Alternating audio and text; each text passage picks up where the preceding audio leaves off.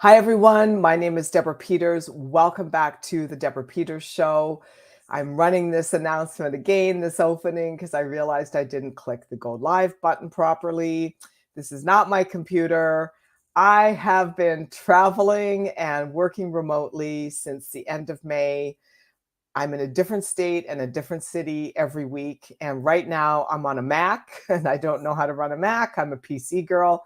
And so forgive me for this redundant introduction. The Deborah Peters Show is all about living life on the leading edge of thought. What is that? That is consciousness. What is consciousness?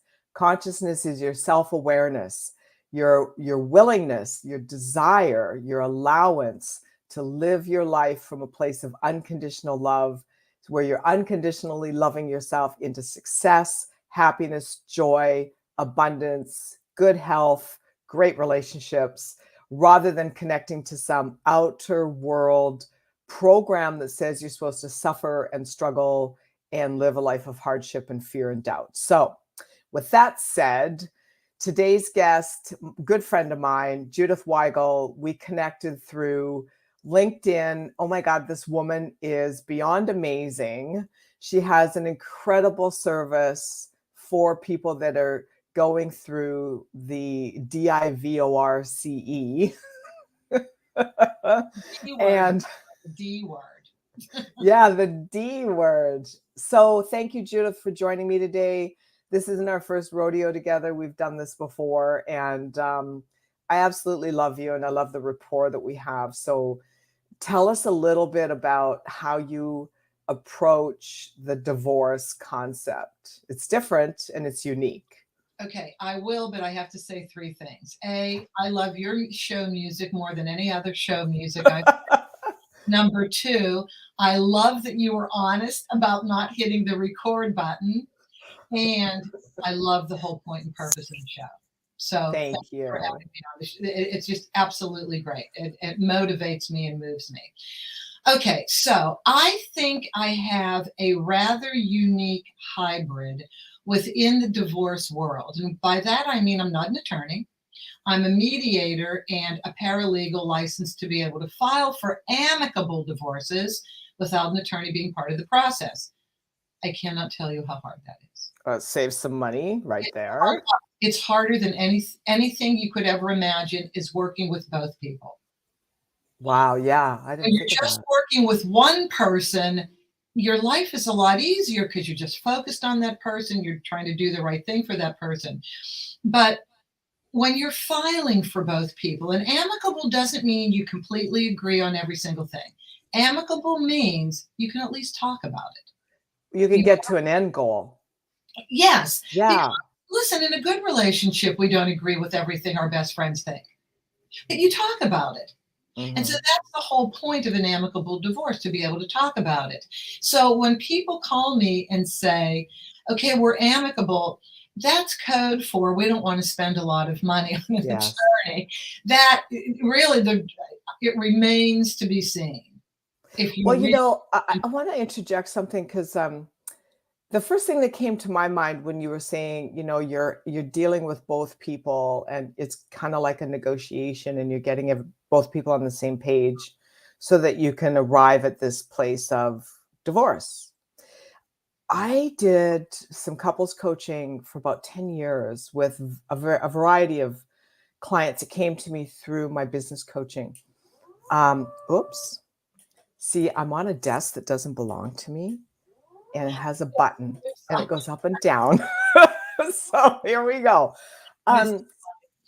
Yeah, it's a crazy day. So what I think you actually have here is something really powerful, because if it's one-sided, say, and you're just dealing with one person or representing one person, like in a classic divorce attorney scenario, then it is going to automatically, I think, take on the notion of adversarial, where then it's like the attorney comes out of their corner fighting because there's no conversation. It's just hitting hard.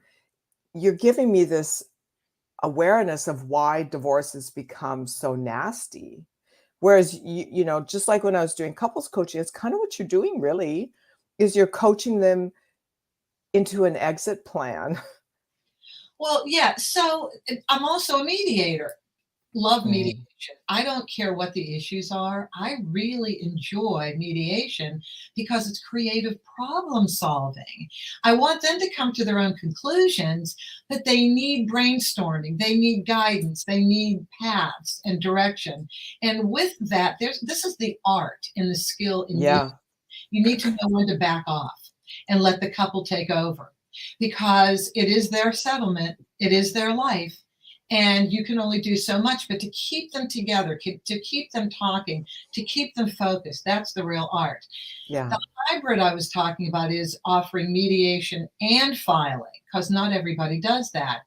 And that becomes challenging because when you're outside of the mediation room, they behave differently, they Of fight course. differently, and they bring things to me in emails, and I can't do anything with anything in emails. So that's when I move them into mediation. But your point is so extremely well taken about now you understand why when attorneys are hired, it can become adversarial. It depends on the attorneys.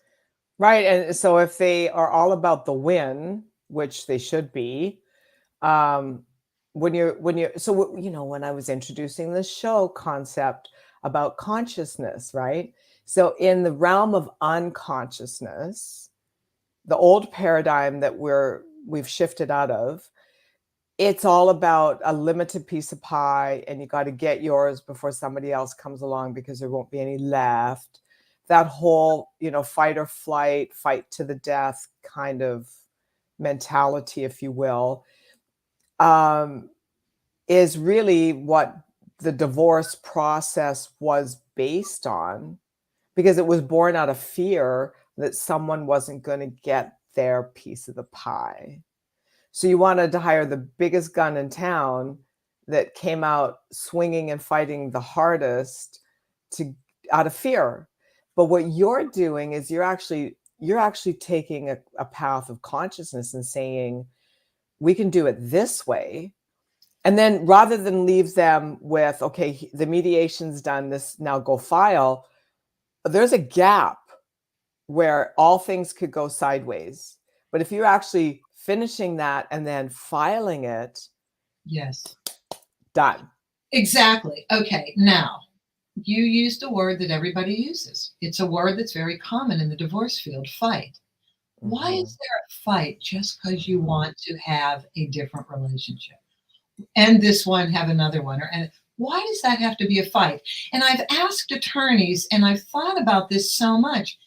You really are in a very prestigious position to be invited into somebody's personal life that's having a hard time, that needs help. Maybe there are some issues that, only attorneys can work on, and that's fine. But the fight, I've never understood that. Then it becomes all about the attorneys and the attorneys and the winning. And that's so not right because you're destroying human beings in the process because you're in your office, you go to the courtroom, and these poor people are going to their homes with children and obligations and please have a heart. Well, but you see, it's based in that old paradigm of, really seriously, the paradigm is fight or flight. Like it's a very polarized concept of living your life. It's not just divorce. It's in sales. It's in, daily going to work. It's driving. It's how we, it's our children in sports. It's based in this very polarized us versus them paradigm that is over. Like the only reason you still see that in, say, living life in reality is because it's playing out, it's dissolving. And when it's dissolving, sometimes it looks more obvious. It's kind of like when you have, let's say, a cold, when it's exiting the body, that's when you feel the worst. And then it's like, boom, you're over it. It's like today you feel like you can't function. You just, somebody kill me, I feel horrible. And then tomorrow it's like, oh my gosh, I feel great. It's like last slide through, right? Well, okay, first of all, I just became very hopeful about something you said. And what you said was that's the old paradigm. We're in a new paradigm. We are. I want us to be in a new paradigm. I really do. I think the world needs a lot of help. Human beings need a lot Sure. of help, and we've got to settle it down. And I'll give you an example, and this is for the younger viewers. I know you have all ages, but my cat accidentally stepped on the remote yesterday in the morning as I was getting dressed, and all of a sudden, some of those old sitcoms from the 60s came on. Wow. Petticoat Junction, with Arnold the Pig and Ava Gabor. I forget. Green Acres came Green on. Acres. Andy of Mayberry. And as I'm getting dressed, I'm looking at this saying, life was so calm then. Yes, I know we had a lid on racism. We had a lid on certain things. I get that. And things had to change. But in general, it wasn't as adversarial as it is now, at least out in the open adversarial. And so I'm working in a business that could be adversarial, but I don't want it to be. So if I can leave any stamp on the people who walk through this door, there's another way to talk about this. Even though you may not be agreeing, you're very hurt. I get that. There's another way of talking about this that will really benefit you going forward. Sure. If we can get to that place. Right. Well, I think the number one realization that would help them is that they will always be in a relationship. They may not be married. They may not be living in the same home. They may not even have children together. But that energy is, when we leave someone or exit a relationship, there's an unwinding process that takes place in our energy. Yeah. And, they say that however long you were together, I can't remember the saying now, I'm telling you about it, but it's something about, like add 10 years or something onto it, or times it by 10 or whatever it takes to unwind it energetically. Because when we say those vows, whether we write them or use a traditional set of vows, it's we're entangling our relationship. We're creating a covenant before God. And if you don't believe in God, it's the universe. Regardless, you're stating out loud. Words are spellbinding. Their power. What we say, what we think about comes about. What we speak about comes about. So when we make these vows, we are entangling ourselves energetically, that I feel even after maybe decades, there's a connection because we're all one. When you deduce it down, we're all one. We're just individual expressions of a oneness. So to come at each other, to flip, they say there's a fine line between love and hate. To flip from I'm married to you, I love you, we've built a life together, to I hate you, get out of my, I don't want to see your face anymore. That never really 100% goes away. So if we can approach divorce from this understanding that maybe we've fallen in love with another person, entangled our energy with them, or we just want our freedom to self-express, whatever that means, it doesn't matter. The point is that there's still a connection. I think back of, your first boyfriend, your first kiss, your first girlfriend. You can remember that. Like when a song comes on and you think about, oh, I remember that. Right. See, you're still energetically connected. Yeah. No, you're very right. And you've said that before. And I remember you saying it takes X number of years to disconnect energetically. Somebody that I was interviewing or speaking to one day said, we, how do I want to put this? Um, you can't dismiss the experiences you had Right. previous with this person, because those experiences aren't going to go away. They're a part of you. Your makeup, so therefore they're all part of your energy. And don't dismiss those. Just because something may have happened that is now causing the divorce, or a series of things that have happened that are now causing the divorce, don't dismiss the good things that happened. Remember those, because they're just as important Oh my God, yes. as whatever's moving you forward. And maybe Right? that's the way we need to look at this. These are circumstances that are moving us forward. They're not to be True. blamed on anybody. They're there to be dealt with. Because we grow. I was thinking this morning about someone that I dated a while back. And, I caught myself in this conversation, this inner dialogue about, if these, it reminds me of that play, I Love You, Now Hurry Up and Change, and I was thinking there were these three things about him that if he were to evolve those three things, he would be someone I would marry. And then I said to myself, girl, you need to just take from what you liked about this person, take that and use that as a point of attraction baseline Yes. for the next person, and leave all that other fixer-upper stuff behind. Yeah. And then what that does is that gives that person permission to be just fine the way they are. Yes. So a good example for me was 2 Fridays ago, I was part of a Zoom reunion with the circus band. So my very best thing that started me in life career-wise was I worked for the Clyde Beatty Cole Brothers Circus as a marketing director originally, Cool. then as a location scout, and then I married the band leader, who I met the very first, Clark Weigel, who I met the very first day I joined the circus in May of 1980. So I am dating myself, and that's fine. I don't care. And it was one of the best jobs of my life. And it was, I felt like our souls had met. So if anybody would ever ask me what's love at first sight, I got it. I got what that feeling was. And what's life in the circus like? Oh my gosh, I'm actually talking to someone who, for real, that's so cool. And it was the best ever. And we'll go to that in a second. But what I want to tell you is about circling back.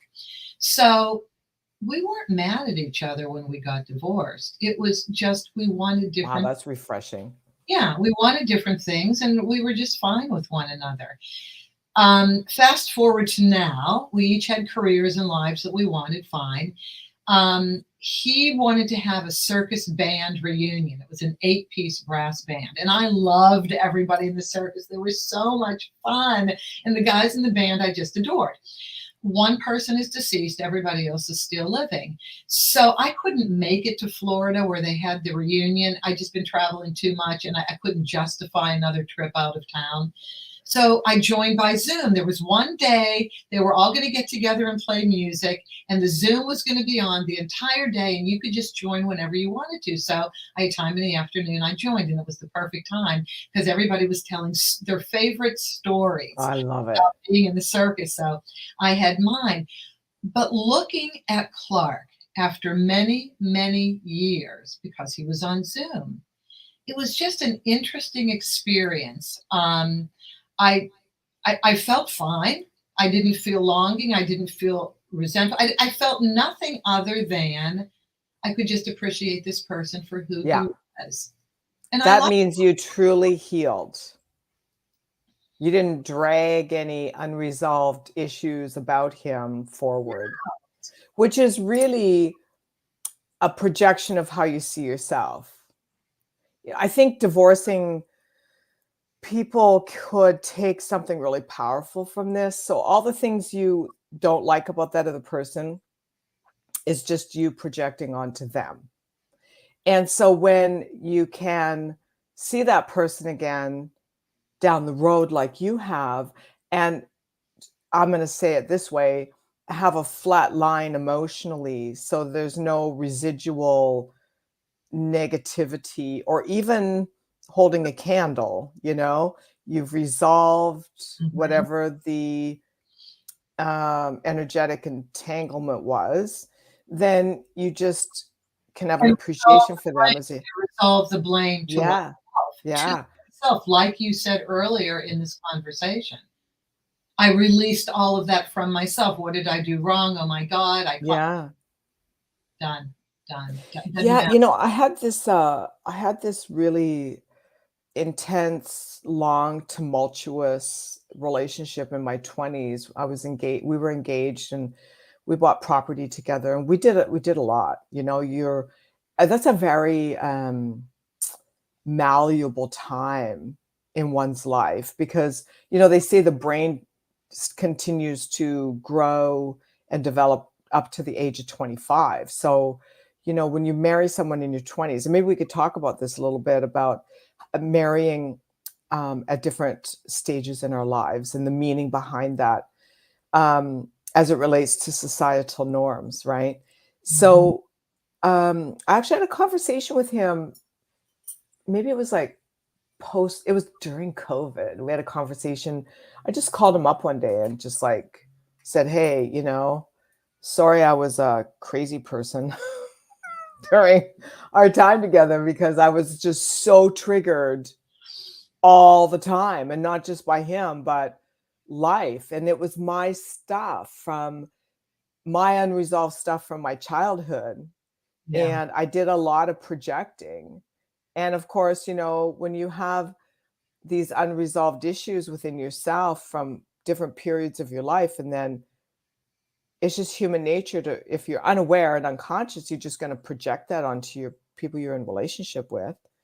So I felt really good having that conversation with him because I always held him 100% accountable for everything.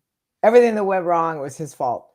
And, he definitely had his, What the heck? No, I'm kidding. well, he had his play in it. I'm not going to let him 100% off the hook.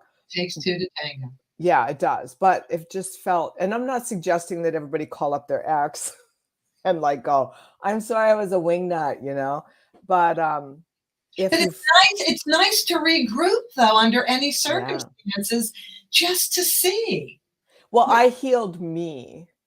In that conversation, I was able to forgive myself for being so unconscious in my 20s that I didn't realize how much I was projecting back then. Okay, well, I was unconscious in my 30s. So I always wanted to get married at 33. Never wanted to get married in my 20s. Everybody I knew, including my own family, everybody gets married in their 20s, raises children, so you can be young. Right? Societal norm. Societal norm. I thought 33. 33 sounds like a good That's a cool solid age number. to get married. And wouldn't you know, I was 33 when I got married. I mean, what are the chances of that? But Well, projection hold work. on. Hold on. The chances of that are incredible because that is the power of an intention. And that's what I was saying to you earlier.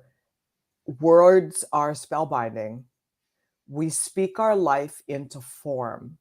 Maybe this is something else for people that are considering getting divorced. It's, what are you speaking into form? When you, not you, Judith, but, speaking generally, right? Generalization. When you're in a relationship with someone and you get into arguments and it starts to get dirty and you get into the hate speech, be really careful what these words that we speak with this intense, hateful, venomous energy. First of all, it's a horrible projection onto someone else. You can actually speak a curse onto someone.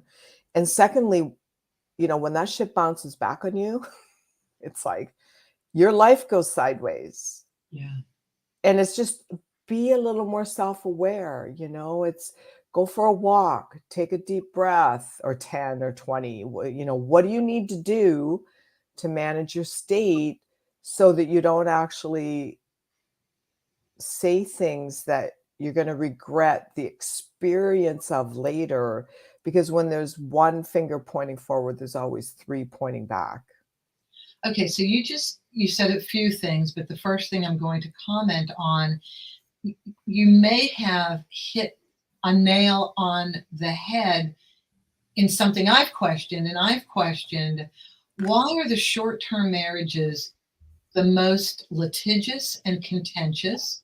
The long-term marriages seem to end so much better.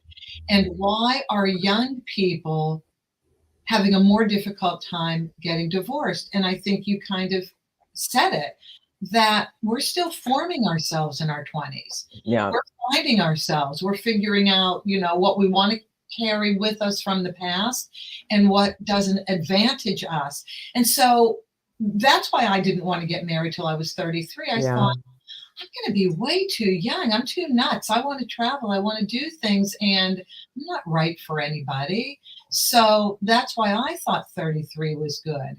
But my heart goes out to all the young couples who come here and they have maybe a 2 to 3 year marriage, hopes and dreams dashed before they even got to get off the ground. But with your work and energy, help me know what to say back to really young people that are just so angry at each other that they're getting. Well, they're angry at themselves and they're projecting it onto each other. I think and maybe they're ready to hear this, maybe they're not, but it's this new paradigm we're living in is really about being accountable for our own mental and emotional state. So if we're feeling anything, it's never about somebody else. It's always about us. If they can get their head around that, man, that will dissolve pretty much all of it. Secondly, to be willing to be responsible for the choices that they've made and not see them as failures, but simply a step on their path. And, life is a double-edged sword. It's two sides of the coin. On one side, we discover what we don't want. And because of that, we're more aware of what we do want. And so it's about training yourself, it's for anyone to train your mind to focus on what you've discovered that you do want and stop looking in the rear view mirror at what you don't want. Okay. Yeah. And just to keep in mind, these are very young people, early 20s, even late 20s. These are very young people. But age has nothing to do with consciousness. Okay, so then I was thinking, as I was saying this, the assistant I loved more than anybody, because I just considered her smarter than me. And I loved that, because then she could do things for me that I didn't want to do. She was less than half my age. She had a child when she was 18, and we kidded around. I said, I'm more the millennial than you are. You're more the baby boomer than I am. You're so much more adult sometimes. So yes, age has nothing to do with it. I agree. Yeah. It just seems that the shorter the marriages, the younger the people, the more difficult time I'm seeing in the office. Well, maybe ask what was the original point of connection between them.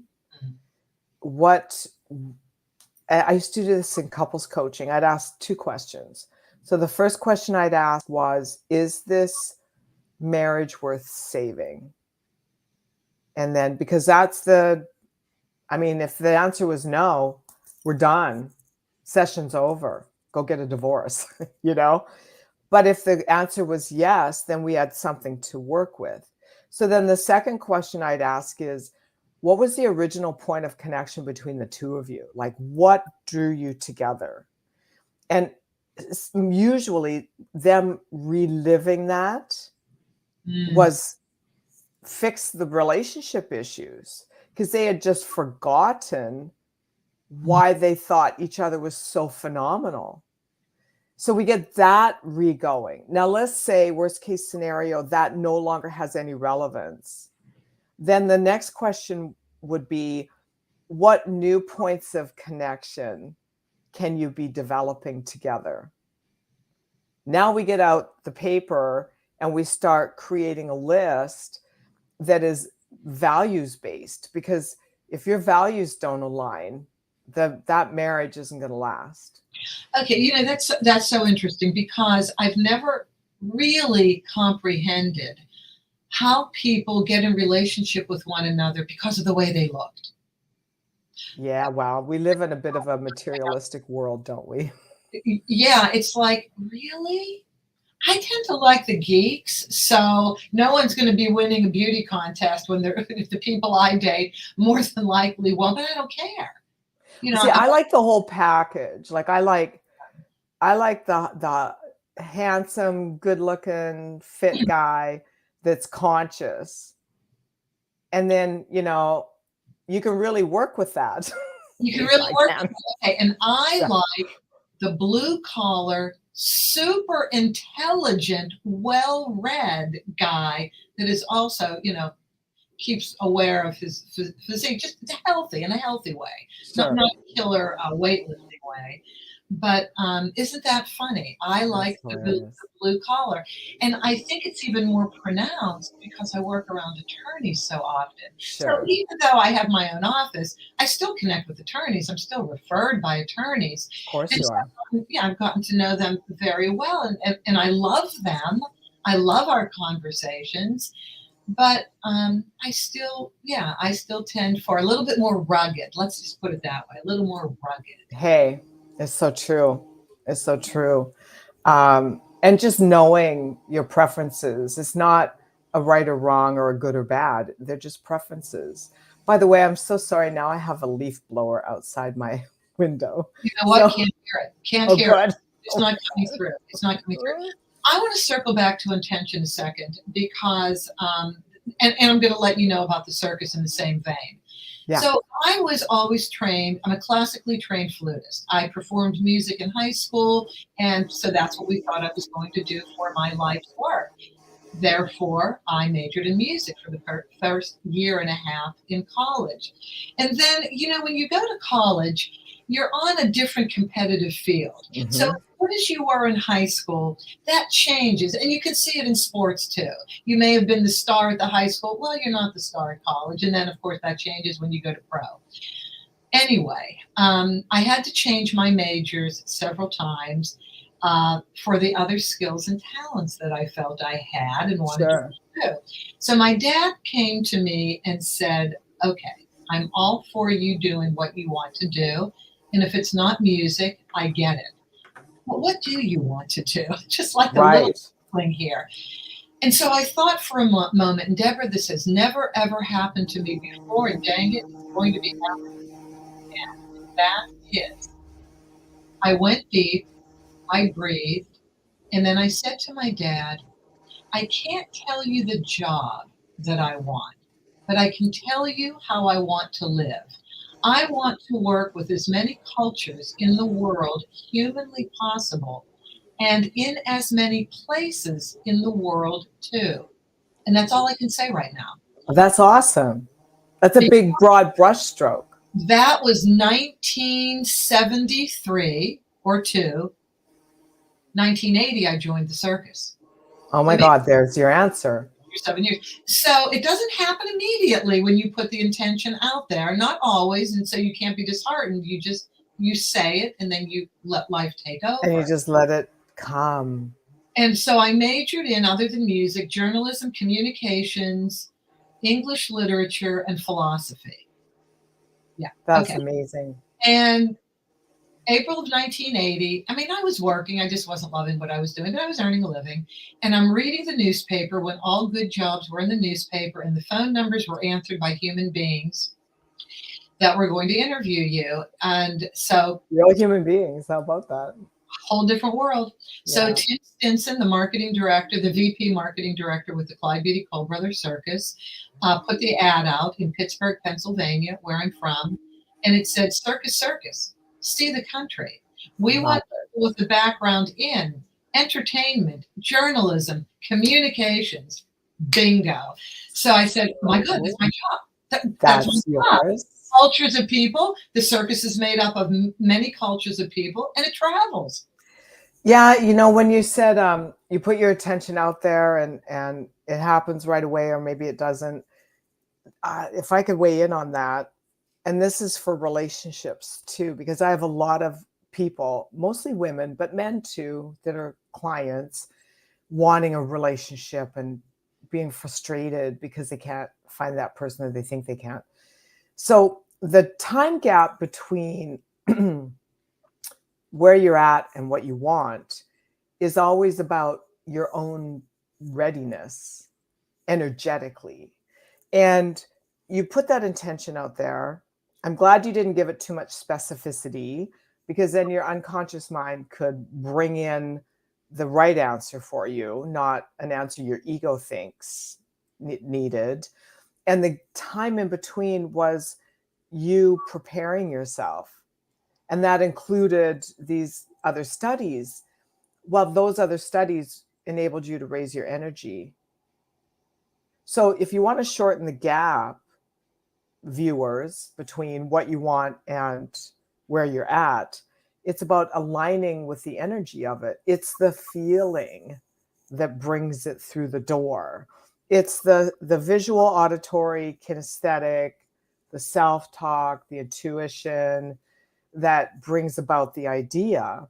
And then it's the feeling of living it, even before you have any evidence of it coming to pass.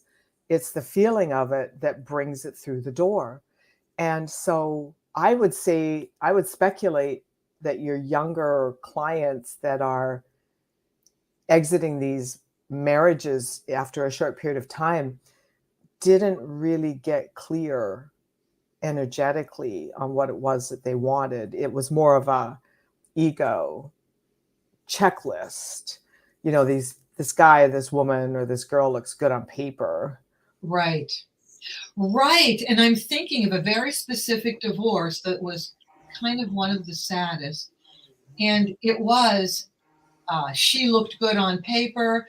We were both in the same field, around the same age. And Yawn. it didn't last more than a year or so. And they had a child. So now boring. at least 18 years. Where's the passion? Where's the passion? Yeah. I was at an event a few months ago, and there was a woman there that does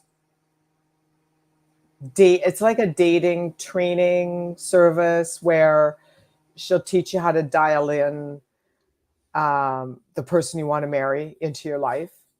And we sort of started having this dialogue about this, and I brought up the word passion because I am a very passionate person and I live my life with passion. So being with someone that doesn't approach life that way, to me, is just like yawn. And she kind of cut me off and said something to the effect of, passion is for when you're younger and it's fleeting. That's what I did. I was like, wow. I didn't debate it with her because it was just a window into how she sees herself. Right. And, there has to be an openness to have that dialogue.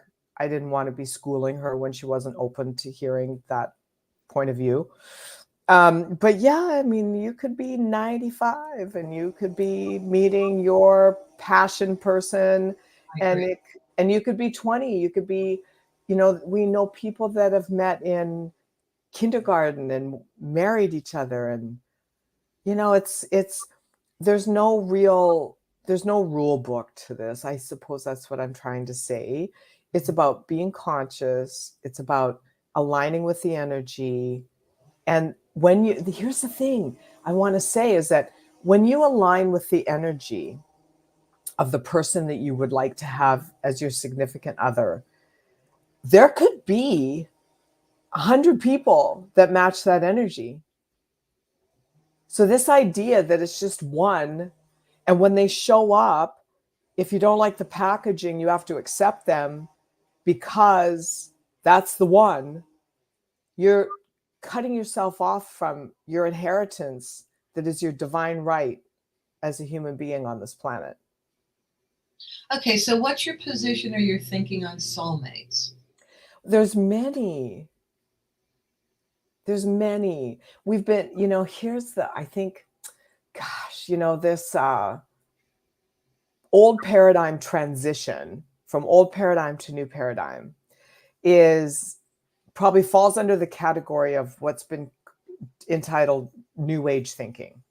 And in the New Age thinking, to me, it's just another version of the old paradigm of polarity, that it's this or that, it's right or wrong, it's good or bad, it's polar opposites. So that's where the soulmate thing comes into play, is that out of everyone on the planet, there's the one, and that's it. And your job, if you want to be with somebody, if you want to be with the one, you got to find the one. Well, Right. that just sets people up for this horrible, endless fight to get out there and date and find the one. And it's like, no, you're an energetic being. Your vibration is changing moment to moment. And so you're evolving constantly. The more conscious you become, the more that energy shifts. And so along that path, there could be many soulmates. That soulmate just meets you energetically where you are at that time. Now, the tricky part about keeping that marriage lasting, if you will, is, first of all, respecting each other and evolving as a human being, as an individual. Now, sometimes one may evolve faster than the other.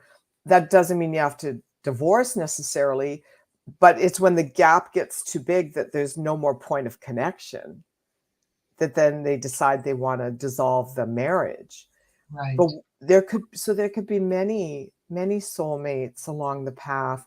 The question is, I suppose, if you wanted to say that there is a one, the question is like, who might it be that's willing and allowing the growth of consciousness side by side through the path of life, and giving enough space for that to happen. My favorite saying is, letting the winds of heaven dance between you.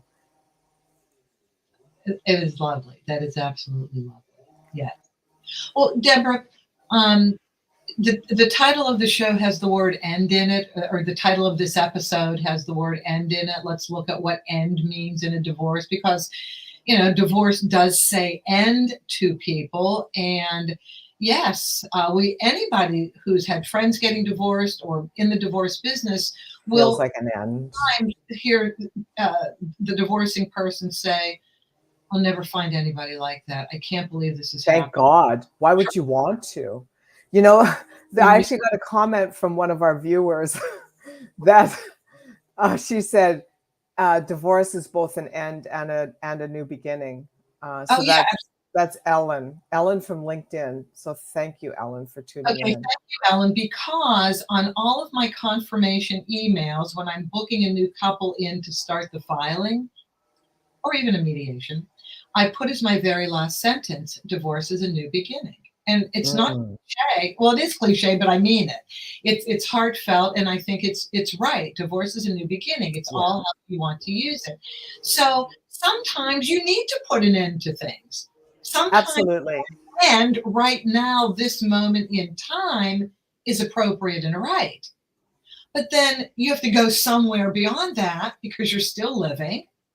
So there may be an end here, and this may be the healthiest thing for you to do is get out of this relationship. Doesn't mean the other person's horrible, just means this is the healthiest thing for you to get out of this relationship. Yeah. You have this new energy, you have this new focus, you have this new path ahead. And so that end becomes your new beginning. And that's right. I want everybody to think about it like that, because just thinking about it like that uplifts you. Well, I look at that like a job. When people lose their job, first of all, you never lose anything. You just are transitioning out of a place of expression, And it simply means there's a more appropriate place of expression for you. So, but you see, this is all, and we could go on all day about this because, it's an hours long program I teach. This old paradigm has had us so tied up in good, bad, right, wrong thinking, win or lose paradigm, that we have projected that onto every area of our life. And just reframing that concept that, first of all, you're never rejected. You repel everything. No one's ever leaving you. You're setting them free.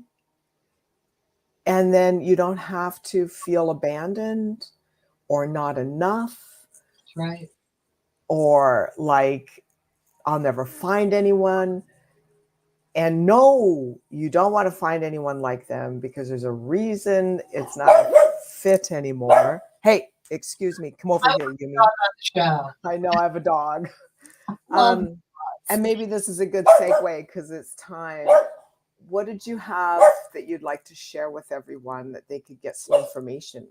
Okay, so I want everybody to write my website down, The Amicable Divorce Expert. It's from my podcast, but I'm really rebranding and using that more than my other website for mediation and divorce, because I want to take my 10 years that I've spent as a divorce mediator and a paralegal, and I want to turn this into working with people on a one-to-many level. Not really coaching, but more of a one-to-many level.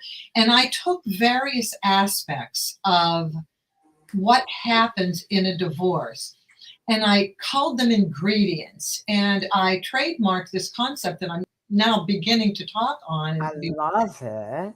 Recipe for a heart-healthy divorce. So now, is this a workshop?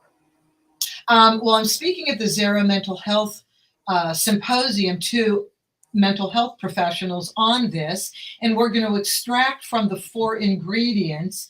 Go through the emotional divorce before the legal divorce if you can, or at least recognize you have 2 divorces going on at the same time.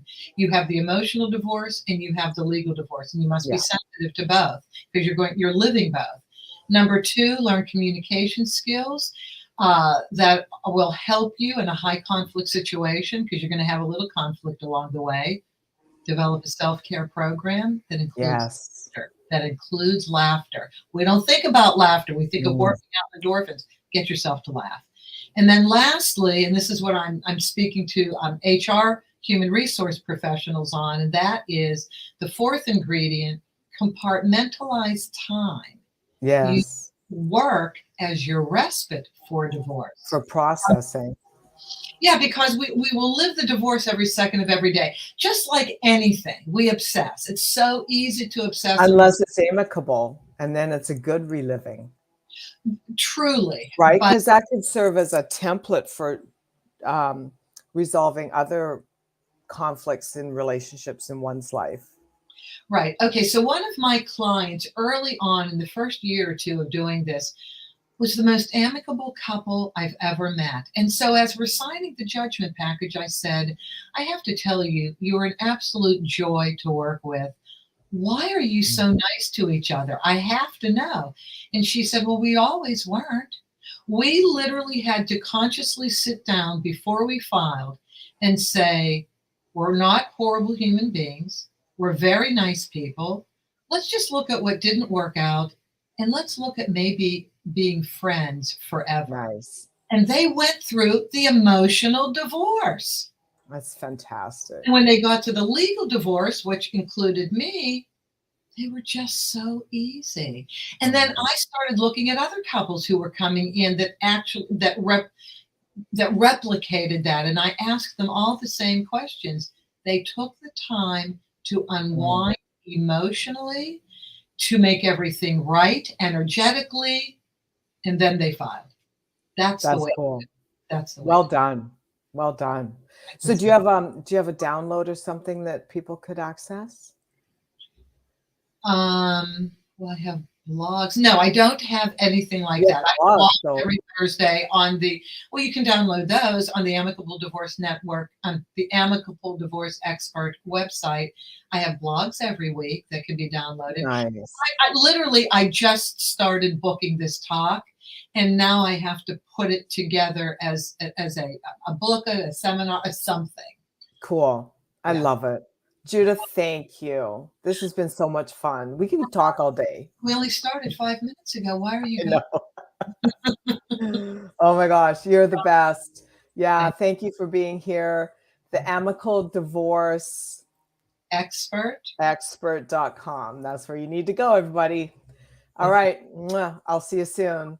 And remember, everybody, stay awake, stay alert, and stay aligned. Thank you for coming by. See you soon.